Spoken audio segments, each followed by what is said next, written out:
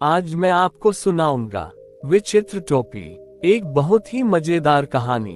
एक गरीब लड़का था। इतनी बड़ी दुनिया में उसका कहीं कोई नहीं था, न माता पिता न भाई बहन। पर वह लड़का बड़ा परिश्रमी था।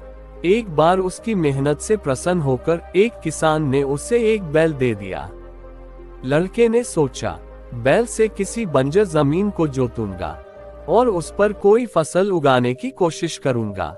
वह बैल लेकर चल पड़ा। गर्मी के दिन थे।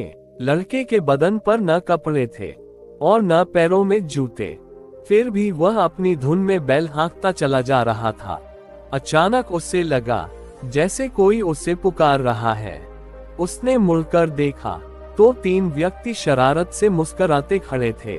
लड़के ने उनसे पूछा, आपने मुझे पुकारा था, क्या कोई काम है? उनमें से एक व्यक्ति ने कहा, तुम ये बकरा कहाँ लिए जा रहे हो? लड़का चौंक उठा, बकरा? ये बकरा नहीं बैल है। वह व्यक्ति ठठाकर हंस पड़ा और अपने साथियों से बोला, देखा इस पागल को, ये बकरे को बैल बता रहा है। जरूर इसने कोई नशा कर रखा है।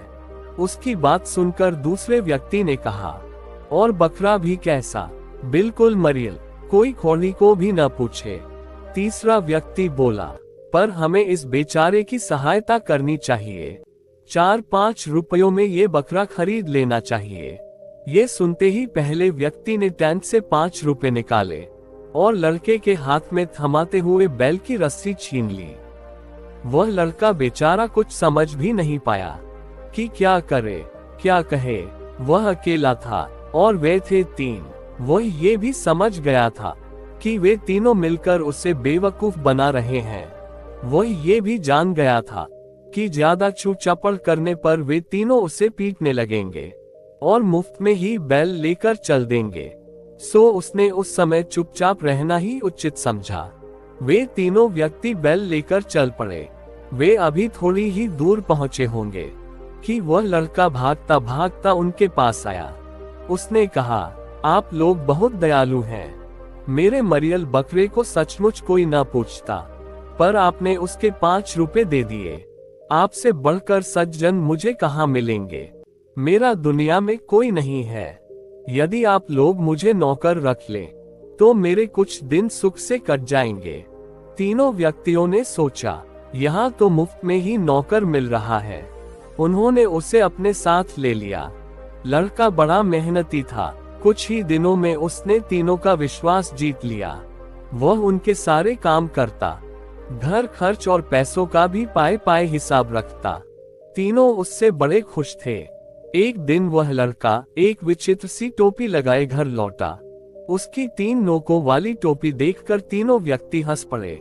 वे बोले, ये जोकरों की टोपी कहाँ से ले आया है? पर लड़का गंभीर बना रहा। उसने कहा, ये टोपी जोकरों की नहीं है, यह एक करामाती ताज है। इसे पहनकर बाजार में हर चीज मुफ्त ली जा सकती है। इसी के कारण तो मैं आपसे अपने खर्च के लिए कुछ लेता नहीं। तीनों व्यक्तियों को उसकी बात पर विश्वास नहीं हुआ। ये देखकर लड़के ने कहा, आपको मेरी बात पर विश्वास नहीं हो रहा है।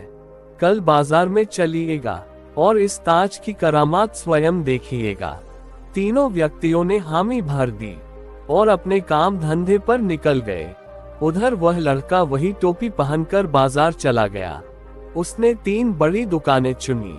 फिर उनके मालिकों को बड़ी बड़ी रकमें देकर बोला, कल मैं अपने 3 मेहमानों के साथ आऊंगा। पहचान के लिए यही टोपी पहने रहूंगा। वे जो खाए पिए, जो मांगे देना, पर 1 पैसा भी नहीं मांगना। ये पेशगी रकम लो, बाद में मैं हिसाब कर लूंगा। दुकानदारों को इसमें क्या आपत्ति होती? लड़के का भी इसमें कोई नुकसान नहीं था। उसने वह रकम उन तीनों व्यक्तियों की एक गुप्त गुल्लक में से निकाल कर दी थी। दूसरे दिन सुबह वह तीनों व्यक्तियों को लेकर बाजार में पहुंचा। तब तक बाजार में उसके पेशगी रकम देने की बात फैल चुकी थी।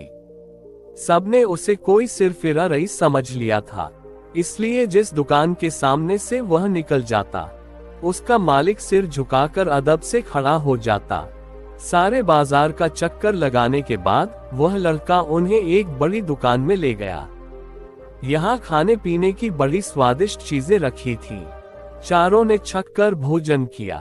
भोजन करने के बाद लड़का उठा। उसके साथ तीनों व्यक्ति भी उठ खड़े हुए। जब वे बाहर जाने लगे तो दुकान का मालिक हाथ जोड़कर उठ खड़ा हुआ।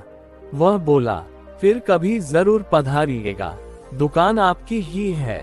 लड़का मुस्कुराकर रह गया। दुकान के आईने में उसने अपनी विचित्र टोपी कुछ ठीक की और फिर दुकान के बाहर हो गया। तीनों व्यक्तियों की तो आंखें फटी रह गईं। उन्होंने सपने में भी टोपी के चमत्कारी होने की बात नहीं सोची थी। वे अभी सोच विचार में डूबे ही थे कि लड़के ने कहा, आइए अब और कहीं चलें। तीनों व्यक्ति चुपचाप उसके पीछे हो लिए। वह लड़का दिन भर उन्हें बाजार में घुमाता रहा। दोपहर में वह उन्हें एक और होटल में खाना खिलाने ले गया। शाम को भी उसने उनकी इसी तरह खातिरदारी की। तीनों व्यक्तियों को तो जैसे सब कुछ सपना सा लग रहा था। जहां भी वह लड़का टोपी पहने जाता वहीं उसकी बड़ी आवभगत होती। रात को वे घर लौटने लगे। राह में उन तीनों व्यक्तियों ने वह चमत्कारी टोपी खरीदने का निश्चय किया और घर पहुंचते ही वह उस लड़के से टोपी खरीदने की बात चलाने लगे। लड़के ने टोपी बेचने से इनकार कर दिया। वह बोला, मेरे पास यही तो एक पैतृक संपत्ति है, मैं इससे किसी भी कीमत पर नहीं बेचूंगा। उधर तीनों व्यक्तियों ने किसी भी तरह वह टोपी हथियाने का निर्णय कर लिया था। उन्होंने हाथ जोड़कर उसकी चिरौरी की। अपना सब कुछ देकर भी टोपी खरीदने की उतावली दिखाए तो लड़के ने कहा, आप लोग मुझे इतना लज्जित न करें, मैं आपको ये टोपी दे दूंगा। उसी रात तीनों व्यक्तियों ने अपनी सारी संपत्ति लड़के को थमाकर उससे टोपी ले ली। लड़का उनका सारा माल असबाब अपने उसी बैल पर लादकर चल पड़ा और रातों रात बहुत दूर निकल गया। सुबह हुई और तीनों व्यक्ति टोपी की बदौलत बाजार का बाजार खरीदने के लिए चल पड़े। बाजार पहुंचने पर वे पहले उसी दुकान में गए जहां एक दिन पहले उस लड़के ने उन्हें छककर भोजन कराया था। टोपी के कारण दुकान का मालिक उन्हें फौरन पहचान गया। उसने उठकर उनकी आवभगत की और स्वयं खाने पीने की चीजें ला लाकर उनके सामने रखता गया। तीनों व्यक्तियों ने सोचा, टोपी अपना कमाल दिखा रही है। उन्होंने खूब छककर खाना खाया, फिर डकार लेते हुए उठ खड़े हुए। जब वे बिना पैसे दिए बाहर जाने लगे तो दुकानदार ने कहा, जनाब पैसे तो देते जाइए। तीनों व्यक्ति तमक उठे, पैसे पैसे किस बात के? और यह कहते हुए उनमें से एक ने टोपी दुकानदार की आंखों के सामने नचा दी। दुकानदार काफी मोटा तगड़ा था। वह अकेला ही तीनों के लिए काफी था।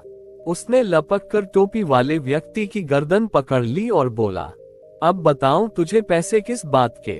तीनों व्यक्ति बड़े सक पकाए। उनमें से एक ने जल्दी जल्दी पैसे देकर अपना पिन छुड़ाया और दुकान से बाहर हो गए। बाहर आकर वे आपस में झगड़ने लगे। टोपी पर उन्हें अभी भी विश्वास था। दो व्यक्तियों ने अपने तीसरे साथी से कहा, तुमने टोपी हाथ में ले रखी थी, इसी कारण उसका असर नहीं हुआ, तुम इसे सिर पर पहनो। तीसरे व्यक्ति को इस बात में सच्चाई लगी। उसने टोपी सिर पर रख ली। उसे बड़ी शर्म मालूम पड़ रही थी, पर क्या करता। अब वे तीनों फिर एक दुकान में गए। वहां भी उन्होंने मनचाही चीजें खरीदी। जब वे उनकी गठरी बांधकर चलने लगे तो दुकानदार ने उनसे चीजों के दाम मांगे। तीनों व्यक्तियों को कुछ सूझ न पड़ा। घबराहट में टोपी पहना व्यक्ति दुकानदार के सामने आकर अपना सिर हिलाने लगा ताकि दुकानदार टोपी से प्रभावित हो जाए, पर इसका उल्टा असर हुआ। दुकानदार ने उसे जो थप्पड़ मारा तो टोपी उड़कर भट्ठी में जा गिरी और क्षण भर में ही जलकर राख हो गई। टोपी को इस तरह भस्म होते देखकर तीनों व्यक्ति चीख चीख कर विलाप करने लगे। अब तो उस दुकान के सामने भीड़ इकट्ठी हो गई। जब तीनों व्यक्तियों ने रोते रोते करामाती टोपी के गुण बतलाए तो लोगों का हंसते हंसते बुरा हाल हो गया। दुकानदारों ने उन्हें असली बात बतलाई। अब तो उन तीनों व्यक्तियों के होश फाख्ता हो गए। वे समझ गए कि उस लड़के ने उन्हें बेवकूफ बनाकर अपना बदला ले लिया है। उस दिन से उन्होंने किसी को धोखा न देने की कसम खा ली। धन्यवाद।